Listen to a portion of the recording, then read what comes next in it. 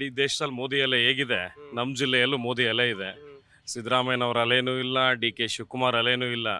Guarantee ಬಿಟ್ಟಿ ಗ್ಯಾರಂಟಿಗಳನ್ನ ಕೊಟ್ಟು ಜನಗಳಿಗೆ ಮಂಕು ಬೂದಿ ಎರಚಿ ಇಡೀ ರಾಜ್ಯವನ್ನ ಯಾಮಾರಿಸಿದಂಥ ಇಬ್ಬರು ಘಟಾನುಘಟಿಗಳು ಯಾರು ಇದ್ರೆ ಅದೊಂದು ಸಿದ್ದರಾಮಯ್ಯ, ಇನ್ನೊಂದು ಡಿ.ಕೆ. ಶಿವಕುಮಾರ್. ದೇಶದಲ್ಲಿರೋದು ಒಂದೇ ಗ್ಯಾರಂಟಿ, ಮೋದಿ ಗ್ಯಾರಂಟಿ. ಯಾಕಂದ್ರೆ ಒಬ್ಬ ಹಿಂದುಳಿದ ವರ್ಗದ ಒಬ್ಬ ವ್ಯಕ್ತಿ, ಒಬ್ಬ ರೈಲ್ವೆ ಸ್ಟೇಷನ್ನಲ್ಲಿ ಚಹಾ ಮಾರ್ತಿದ್ದಂಥ ಒಬ್ಬ ವ್ಯಕ್ತಿ ದೇಶದ ಪ್ರಧಾನಮಂತ್ರಿ ಆದರೆ ಹೇಗೆ ಕೆಲಸ ಮಾಡ್ಬೋದು?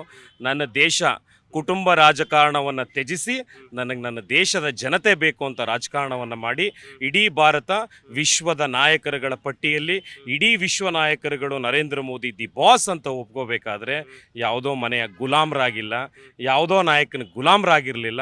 ನಾನೊಬ್ಬ ದೇಶಭಕ್ತ.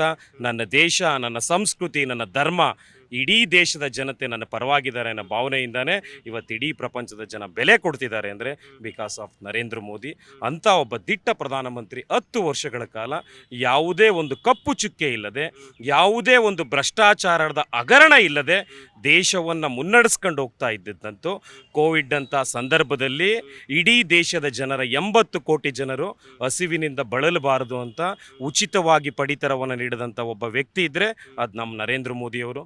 ಇಡೀ ಕೋವಿಡಲ್ಲಿ 3 ವ್ಯಾಕ್ಸಿನನ್ನು ಉಚಿತವಾಗಿ ದೇಶದ ಜನತೆ ಕೊಟ್ಟಿದ್ದು ಯಾರಾದರೂ ಇದ್ದರೆ ನರೇಂದ್ರ ಮೋದಿಯವರು. ಮನೆ ಮನೆಗೆ ಶುದ್ಧ ಕುಡಿಯುವ ಜಲ್ ಜೀವನ್ ಮಿಷನ್ ಯೋಜನೆ ಇಡೀ ಪ್ರತಿ ಮನೆಯಲ್ಲೂ ಮನೆಯವರು ನೀರು ಕುಡಿಬೇಕು ಅಂತ 1 ರೂಪಾಯಿ ಪಡೆದೆ ಮನೆ ಮನೆಗೆ ನೆಲ್ಲಿ ಸಂಪರ್ಕವನ್ನು ಕೊಟ್ಟಿದ್ದು ನರೇಂದ್ರ ಮೋದಿ. ಯಾವ ಕಾಂಗ್ರೆಸ್ ಸರ್ಕಾರ ದೇಶದಲ್ಲಿ ಪ್ರತಿ ಮನೆಯಲ್ಲಿ ಅಕೌಂಟ್ ಪುಸ್ತಕಗಳನ್ನು ತೆಗೆಯೋದಕ್ಕೆ ಸಾಧ್ಯ ಇಲ್ಲ ಅಂತ ಹೇಳಿದ ಸಂದರ್ಭದಲ್ಲಿ ಪ್ರತಿ ಮನೆಯಲ್ಲಿ ದೇಶದ 48 ಕೋಟಿ ಮನೆಯವರು ಇವತ್ತು ಬ್ಯಾಂಕ್ ಖಾತೆಗಳನ್ನ ತೆರೆದು ಡಿಜಿಟಲ್ ಪೇಮೆಂಟ್ ಮಾಡೋದ್ರ ಮುಖಾಂತರ ಇಡೀ ದೇಶದಲ್ಲಿ ಡಿಜಿಟಲ್ ಕ್ರಾಂತಿಯನ್ನು ತಂದಿದ್ದು ನರೇಂದ್ರ ಮೋದಿಯವರು. ನಿಮಗೆ ಇನ್ನೊಂದು ಮಾಹಿತಿ, ಕಾಂಗ್ರೆಸ್ನ ಸ್ನೇಹಿತರುಗಳು ಹೇಳ್ತಿರ್ತಾರೆ, ಕ್ಯಾಂಡಿಡೇಟು ಸುನಿಲ್ ಬೋಸ್ ಇದ್ದಾರೆ. ಕಳೆದ 2 ಚುನಾವಣೆಗಳಲ್ಲೂ ಕೂಡ ಲೋಕಸಭಾ ಚುನಾವಣೆಯಲ್ಲಿ ಕ್ಯಾಂಡಿಡೇಟು ಧ್ರುವನಾರಾಯಣ ಅಂತ ಇತ್ತು. ಒಬ್ಬರು ಕೆಲಸಗಾರರು ಅನ್ನೋ ವಿಚಾರನ ಅವರೆಲ್ಲ ಕಡೆ ಹೇಳ್ತಾ ಇದ್ರು. ಆದ್ರೆ ಈ ಸಲ ಪಾಪ ಕಾಂಗ್ರೆಸ್ ಕಾರ್ಯಕರ್ತರುಗಳಿಗೆ ಸುನಿಲ್ ಬೋಸ್ಗೆ ಹೇಳೋದಕ್ಕೆ ಏನಾಗಿದೆ ಅಂದರೆ, ಇಲ್ಲ ಅವ್ರ ಅಪ್ಪನ ಹೆಸರು ಹೇಳಬೇಕು, ಮಹಾದೇವಪ್ಪನವ್ರ ಮಗ ಅಂತ. ವ್ಯಕ್ತಿತ್ವದ ಬಗ್ಗೆ ಹೇಳಿ ಅಂದರೆ ಪಾಪ ಅವರೆಲ್ಲ ಒಂದೊಂದು ಹೆಜ್ಜೆ ಹಿಂದೆ ಇಟ್ಬಿಡ್ತಾರೆ ಕಾಂಗ್ರೆಸ್ ನಾಯಕರುಗಳು. ಒಬ್ಬ ಬಡವ್ರ ಮಕ್ಕಳು ಬೆಳಿಬೇಕು. ನೀವು ಅಪ್ಪನಿಗೆ ಅಧಿಕಾರ ಇದೆ, ಮಗನಿಗೆ ಕೊಟ್ರೆ? ದಲಿತ ಸಮುದಾಯದಲ್ಲಿ ಕೃಷ್ಣಮೂರ್ತಿ ಅವರು ಶಾಸಕರಾಗಿದ್ದಾರೆ, ದಲಿತ ಸಮುದಾಯದಲ್ಲಿ ದರ್ಶನ್ ಧ್ರುವನಾರಾಯಣ್ ಶಾಸಕರಾಗಿದ್ದಾರೆ, ದಲಿತ ಸಮುದಾಯದಲ್ಲಿ ಎಚ್ ಸಿ ಮಹದೇವಪ್ಪ ಶಾಸಕರಾಗಿದ್ದಾರೆ. ಯಾಕ್ರಿ ಬಡವ್ರ ಮಕ್ಕಳು ಬೆಳಿಬಾರ್ದ? ಬಡವ್ರ ಮಕ್ಕಳು ಬಾಲರಾಜು ಕೊಟ್ಟ ಅವಧಿಯಲ್ಲಿ 3 ವರ್ಷ ಶಾಸಕರಾಗಿದ್ದಾಗ ಯಾವುದೇ ಕಳಂಕ ಇಲ್ಲದೆ ರಾಜಕಾರಣ ಮಾಡಿದ್ರು. ಕಳೆದ 20 ವರ್ಷ ಅಧಿಕಾರ ಇಲ್ಲದೆ ಇದ್ರು ಕೂಡ ತಾನು ನಂಬಿದಂಥ ಪಕ್ಷಕ್ಕೆ ನಂಬಿಕೆಯಿಂದ ದುಡಿದಂಥವ್ರು ಬಾಲರಾಜು. ಅಂಥ ವ್ಯಕ್ತಿಗೆ ಅನ್ಯಾಯ ಮಾಡಿದ್ರಲ್ಲ ಕಾಂಗ್ರೆಸ್ ಅವರು.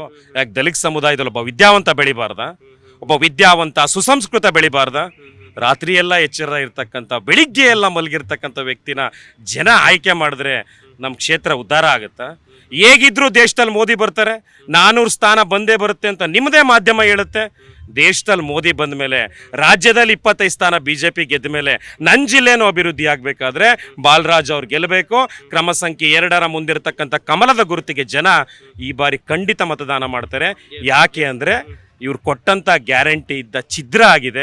ನಮಗೆ ದೇಶ ಮುಖ್ಯ ಅನ್ನೋ ಭಾವನೆ. ಇದು ನಮ್ಮೂರು ಪಂಚಾಯಿತಿ ಚುನಾವಣೆನೋ, ಪುರಸಭೆನೋ, ನಗರಸಭಾ ಚುನಾವಣೆ ಇಲ್ಲ.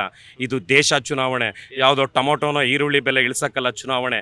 ನನ್ನ ದೇಶ ಹೇಗಿರಬೇಕು, ನನಗೆ ನನ್ನ ಪಕ್ಕದ ಶತ್ರು ರಾಷ್ಟ್ರ ತೊಂದರೆ ಕೊಟ್ಟಾಗ ನುಗ್ಗಿ ಎದೆಸೀಳುವಂಥ ಸೈನಿಕರಿಗೆ ಬೆಂಬಲ ಕೊಡುವಂಥ ಪ್ರಧಾನಮಂತ್ರಿ ಇರತಕ್ಕಂಥ ದೇಶ. ಮೋದಿ ಬಗ್ಗೆ ಮಾತಾಡ್ಬೇಕಾದ್ರೆ ಯೋಗ್ಯತೆ ಬೇಕು ಯಾರಿಗೆ ಆದರೂ. ಜಿ ಕನ್ನಡ ನ್ಯೂಸ್ ಈಗ ನಿಮ್ಮ ಮನೆಯಲ್ಲೇ ನೋಡಿ. ಎಲ್ಲ ಕೇಬಲ್ಗಳಲ್ಲಿ ಈಗ ಲಭ್ಯ. Sun direct 292, Jio TV 1334, U digital 162, city cable 51, GTPL 17, Abhishek cables 821, rock line telecommunication 51, Shri Basaveshwara number 60, Vinayaka digital number 53, in digital number 896ರಲ್ಲಿ. ನಿಮ್ಮಿಸ್ತದ ಜಿ ಕನ್ನಡ ನ್ಯೂಸ್ ನೋಡಿ ಆನಂದಿಸಿ.